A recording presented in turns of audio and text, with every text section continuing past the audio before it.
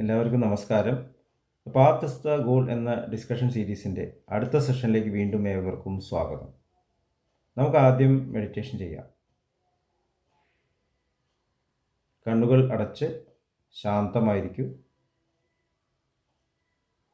ഭൂമി മാതാവിനോടും സർവചരാചരങ്ങളോടും അന്തരീക്ഷത്തോടും കൃതജ്ഞത രേഖപ്പെടുത്തൂ.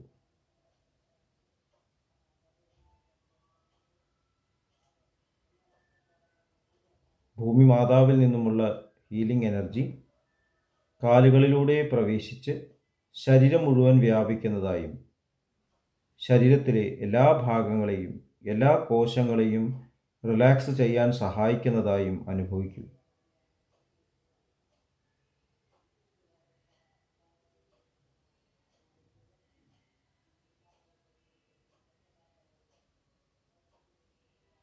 ഇപ്പോൾ ശരീരം പൂർണ്ണമായും റിലാക്സ്ഡ് ആയി.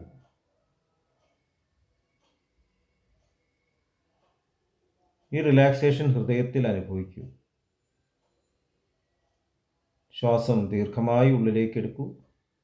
ഹൃദയത്തിൽ സ്നേഹം നിറയുന്നതായി അനുഭവിക്കൂ. ശ്വാസം പുറത്തേക്ക് വിടുമ്പോൾ സ്നേഹം പ്രപഞ്ചം മുഴുവൻ വ്യാപിക്കുന്നതായും അനുഭവിക്കൂ. ഹൃദയത്തിൽ കുടികൊള്ളുന്ന സ്നേഹത്തിൻ്റെ സ്രോതസ്സിൽ നിന്നും ഉദ്ഭവിക്കുന്ന ദിവ്യപ്രകാശം മനസ്സിനെ ആകർഷിക്കുന്നതായി അനുഭവിക്കൂ. ആ ദിവ്യപ്രകാശത്തിൽ ധ്യാനം ആരംഭിക്കൂ. മനസ്സിൽ ചിന്തകൾ വരുന്നുണ്ടെങ്കിൽ മൃദുവായി അവയെ അവഗണിക്കുക. ദിവ്യപ്രകാശത്തിൽ ധ്യാനം തുടരുക. Please start meditation.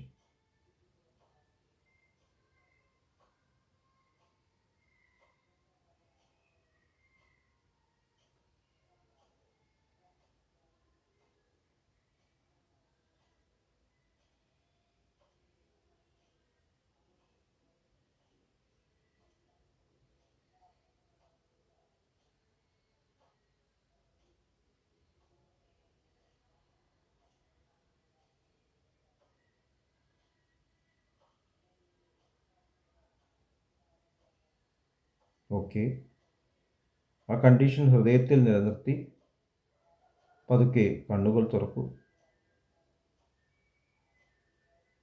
എല്ലാവരെയും ഹാർട്ട്ഫുൾനെസ് സഹജമാർഗ് മെഡിറ്റേഷൻ സിസ്റ്റത്തിലേക്ക് സ്വാഗതം ചെയ്യുന്നു. എങ്ങനെ ജോയിൻ ചെയ്യാം എന്നത് ഡിസ്ക്രിപ്ഷൻ ബോക്സിൽ കൊടുത്തിട്ടുണ്ട്. എല്ലാവരെയും സ്നേഹത്തിൻ്റെ ആ സാമ്രാജ്യത്തിലേക്ക് സ്വാഗതം ചെയ്യുന്നു. നമ്മൾ എല്ലാവരും ആ സാമ്രാജ്യത്തിൽ തന്നെയാണ്.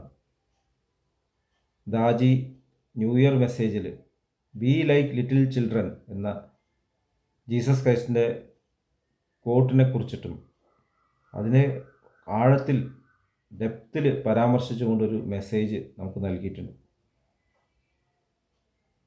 നമ്മൾ ജനിക്കുമ്പോൾ നമുക്കൊരു തരത്തിലുള്ള വേർതിരിവില്ല. എല്ലാവരും ഒരുപോലെയാണ് ജനിക്കുന്നത്. എല്ലാവരും ഒരു അച്ഛൻ്റെയും അമ്മയുടെയും കുട്ടികളായിട്ട് ജനിക്കുന്നു. അവിടെ നിന്നും പുറത്തേക്ക് വരുമ്പോൾ, ഗർഭപാത്രത്തിൽ നിന്ന് പുറത്തേക്ക് വരുമ്പോൾ അവിടെയും ആ ഇന്നസെൻസ് നമുക്ക് കാണാൻ സാധിക്കും. വളരെ നാച്ചുറലാണ്. അവർക്ക് സങ്കടം വരുമ്പോൾ കരയുന്നു, സന്തോഷം വരുമ്പോൾ ചിരിക്കുന്നു.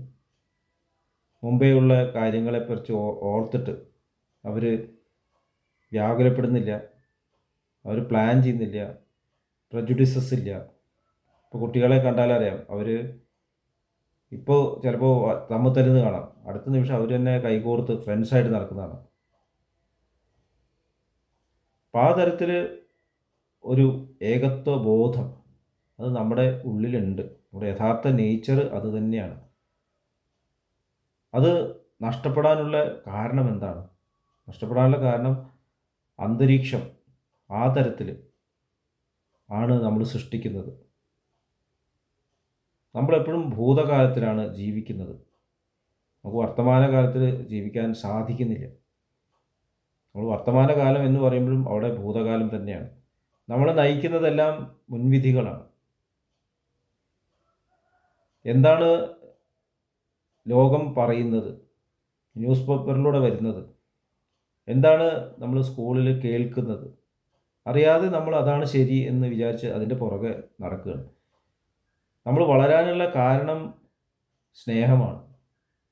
വീട്ടിൽ നിന്നും നമുക്ക് ലഭിച്ചത് സ്നേഹമാണ്. അതിൻ്റെ കൂടെയാണ് ഭക്ഷണവും താമസിക്കാനുള്ള സ്ഥലവും ഡ്രസ്സും എല്ലാം. സ്നേഹമാണ് ശരിക്കും നമ്മളെ വളർത്തിയത്. സ്നേഹമില്ലാതെ നമ്മൾ ജീവിക്കുകയാണെങ്കിൽ വളർച്ച മുരടിച്ചു പോകും. നമുക്കറിയാം, സ്റ്റണ്ടഡ് ഗ്രോത്ത്, ഭക്ഷണം പിടിക്കുന്നില്ല, ഉറക്കം വരുന്നില്ല, ബുദ്ധി ഡെവലപ്പ് ചെയ്യുന്നില്ല. ഇതൊക്കെ സ്നേഹം ലഭിക്കാത്ത ഒരു അന്തരീക്ഷമാണ്. മെൻ്റൽ സ്ട്രെസ്സ്, കുട്ടിക്കാലത്ത് തന്നെ സെൽഫ് എസ്റ്റീം ഇല്ലാണ്ടായി മാറുന്നു. സ്വന്തം സെൽഫ് റെസ്പെക്റ്റ് ഇല്ലാണ്ടായി മാറുന്നു. ഞാൻ ഒന്നും കൊള്ളരുതാത്തവനാണ്, എവിടേക്കോ എത്തണം എന്നുള്ളൊരു തോന്നൽ. ഇതാണ് ലോകം നമ്മുടെ ഉള്ളിൽ എപ്പോഴും ഉണ്ടാക്കിക്കൊണ്ടിരിക്കുന്നത്. അതായില്ലെങ്കിൽ ഞാൻ പുറകിലായി പോകും. അപ്പോൾ വീട്ടിൽ നിന്നും ലഭിച്ച ഈ സ്നേഹം, ശരിക്കും നമ്മൾ വളർത്തിയ സ്നേഹമാണെന്ന് ഉള്ള കാര്യം വിസ്മരിച്ചിട്ട് നമ്മൾ അവിടെ നിന്ന് വിട്ടു പോവുകയാണ്. അതാണ് മുടിയനായ പുത്രൻ. വീട്ടിൽ നിന്ന് ഇറങ്ങിപ്പോകുന്നതിന് തെറ്റില്ല. പക്ഷേ ഈ ലഭിച്ച സ്നേഹം നശിപ്പിച്ചുകൊണ്ടാവരുത്. ഈ സ്നേഹം വിതറാനാവണം പോകേണ്ടത്. നമ്മുടെ രാജ്യത്തു നിന്ന് പോകുന്നതിന് തെറ്റില്ല. പക്ഷേ നമ്മുടെ ഈ ഒരു സത്യം മനസ്സിലാക്കിയിട്ട് വേണം പോകാനായിട്ട്. അവിടെ നമ്മൾക്ക് ഉണ്ടായിട്ടുള്ള ഈ സ്നേഹത്തിൻ്റെ ഈ അനുഭവം, ഈ സ്നേഹം ഷെയർ ചെയ്യാനാണ് പോകേണ്ടത്. അല്ല അവിടെ നിന്നും എന്ത് കിട്ടാൻ വേണ്ടിയിട്ടല്ല. ഇവിടെ വളർന്നു വന്നതിന് ശേഷം നമ്മുടെ വീട് ശരിയല്ല, നമ്മുടെ നാട് ശരിയല്ല, ഇവിടെ സൗകര്യങ്ങളില്ല എന്ന് പറഞ്ഞ് അന്യദേശങ്ങളിൽ പോകുന്നുണ്ട്. അവിടെ പോയിട്ട് സഫർ ചെയ്യുന്നു. അപ്പോൾ സന്തോഷിക്കുകയാണെന്ന് കാണിക്കണം. നല്ല ഡ്രസ്സൊക്കെ ഇട്ട് വരുമ്പോൾ വിചാരിക്കുക അവർ സന്തോഷിക്കുകയാണ്. സന്തോഷിക്കുകയാണെങ്കിൽ എന്തിനാണ് ഇതിനെ കാണിക്കുന്നത്?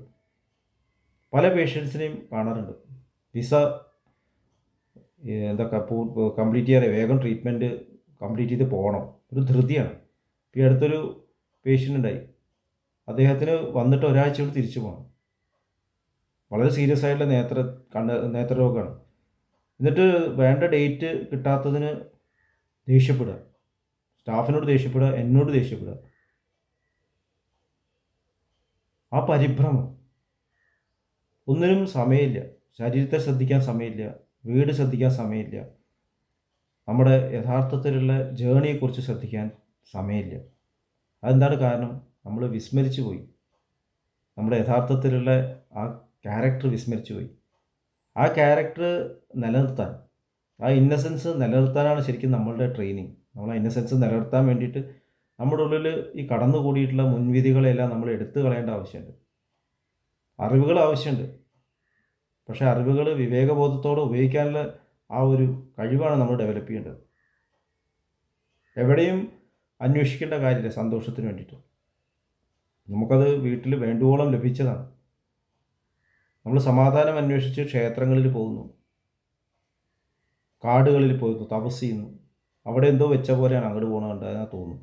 നമ്മൾ ജനിച്ചത് സന്തോഷത്തിലാണ്, അച്ഛനമ്മയുടെ സ്നേഹത്തിലാണ്. അത് വിസ്മരിച്ചിട്ട് അവരെ വിട്ടിട്ട് എവിടെയെങ്കിലും പോവുക. അപ്പോൾ ഈ യാത്ര അവസാനം തിരിച്ചെത്തുന്നത് എവിടെയായിരിക്കും? ആൽക്കമിസ്റ്റ് എന്നുള്ള പുസ്തകത്തിൽ പോളോ കെല്ലോ പറയുന്ന പോലെ തിരിച്ച് നമ്മുടെ സ്ഥലത്ത് തന്നെ എത്തേണ്ടി വരും. അവിടെയാണ് നമുക്ക് ലഭിച്ചത്. അത് വിതരണം ചെയ്യാനായിട്ട് നമ്മൾ ഡെവലപ്പ് ചെയ്യണം. ഇതാണ് എഡ്യൂക്കേഷൻ എന്ന് പറയുന്നത്. അതേക്കുറിച്ചാണ് നമ്മൾ ഡിസ്കസ് ചെയ്തുകൊണ്ടിരിക്കുന്നത്. അപ്പോൾ നമ്മുടെ എഡ്യൂക്കേഷൻ സിസ്റ്റത്തിൽ കുട്ടികളിലുള്ള ഈ ഒരു ഇന്നസെൻസ് അത് വളർത്താൻ വേണ്ടിയിട്ടായിരിക്കണം. ആ സ്നേഹം വളർത്താൻ വേണ്ടിയിട്ടായിരിക്കണം. ഏതൊരു സബ്ജക്റ്റ് കിട്ടിയാലും അതിൽ അവരുടെ ക്രിയേറ്റീവ് ടാലൻറ്റ് അവതരിപ്പിക്കാനും, കോമ്പറ്റേറ്റീവ് മെൻറ്റാലിറ്റി ഇല്ലാതെയാക്കാനും, ഷെയറിങ് ക്വാളിറ്റി ഉണ്ടാക്കാനും, സെൽഫ് ഇമ്പ്രൂവ്മെൻറ്റ്, സെൽഫ് ഡെവലപ്മെൻറ്റ്, അതായത് ഞാൻ എങ്ങനെ എൻ്റെ ഉള്ളിലുള്ള ആ പ്യൂരിറ്റി എക്സ്പ്രസ് ചെയ്യും, ഏത് മേഖലയിൽ പ്രവർത്തിച്ചാൽ എനിക്ക് കൂടുതൽ എക്സ്പ്രസ് ചെയ്യാൻ സാധിക്കും, അങ്ങനെയുള്ള മേഖലകൾ കണ്ടെത്താൻ സാധിക്കുക. അല്ലാതെ എനിക്ക് കൂടുതൽ പൈസ ഉണ്ടാവാൻ പറ്റുന്ന സ്ഥലങ്ങളിലല്ല പോകേണ്ടത്. എൻ്റെ ഈ ആന്തരികമായിട്ടുള്ള പരിശുദ്ധി എനിക്ക് കൂടുതൽ മാനിഫെസ്റ്റ് ചെയ്യാൻ, എൻ്റെ ഈഗോ കടന്നു വരാതെ എനിക്ക് പറ്റുന്ന ഏത് സ്ഫിയറാണ്, എവിടെയാണ് എനിക്ക് ചെയ്യാൻ സാധിക്കുക, അത് തിരഞ്ഞെടുക്കണം. എല്ലാവർക്കും ഒരുപോലെ ആകാൻ പറ്റില്ല. എല്ലാവർക്കും ഒരേ കഴിവുകളില്ല. ഒരു അണ്ണാൻ ഒരു ആനയാവാൻ പറ്റില്ല, ഒരു ആനയ്ക്ക് ഒരു അണ്ണാനും ആവാൻ പറ്റില്ല. അതുപോലെ ഒരു മനുഷ്യന് വേറെ മനുഷ്യനെ ആവാൻ പറ്റില്ല. വളരെ പ്രസിദ്ധരായിട്ടുള്ള ആൾക്കാർ, പ്രസിദ്ധരായ കലാകാരന്മാർ കൂടിയും നമ്മുടെ രാജ്യം വിട്ട് വേറെ രാജ്യങ്ങളിൽ പോയി താമസിക്കുന്ന കഥ നമുക്കറിയാം. എന്നിട്ട് അവിടെ നിന്ന് വിഷമിക്കുന്നു, തിരിച്ചു വരാൻ പറ്റാതെ വിഷമിക്കുന്നു. കാരണം ഇവിടുന്നാണ് അവർക്ക് ലഭിച്ചത്, ഇവിടെയാണ് അവർക്ക് പേരും പ്രശസ്തിയും ലഭിച്ചത്.